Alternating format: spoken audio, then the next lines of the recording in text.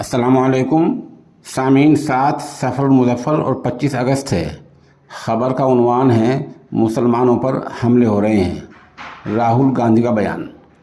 Congress party کے قدامت رہنما راہل گاندھی نے لداخ میں اجلاس عام کو خطاب کرتے ہوئے کہا کہ ہندوستان میں مسلمانوں پر حملے ہو رہے ہیں۔ انہوں نے ساتھ ہی منی پور کا بھی تذکرہ کیا اور کہا کہ منی پور میں پچھلے 4 مہینے سے حملے ہو رہے ہیں اور منی پور جل رہا ہے۔ انہوں نے ساتھ ہی کہا کہ 2024 کے لوک سبھا انتخابات میں بی جے پی کو ہرایا جائے گا۔ راہل گاندھی نے اپنے بیان میں آگے کہا، ہندوستان میں مسلم سماج پر حملے ہو رہے ہیں، یہ غلط نہیں ہے۔ ساتھ یہ بھی حقیقت ہے کہ دوسرے لوگوں پر بھی حملے ہو رہے ہیں۔ آج منی پور میں کیا ہو رہا ہے؟ انہوں نے کہا مسلمانوں کے ساتھ جو دیگر اقلیتیں ہیں، دلت ہیں اور قبائلی لوگ ہیں، ان کے ساتھ بھی ایسا ہی ہو رہا ہے۔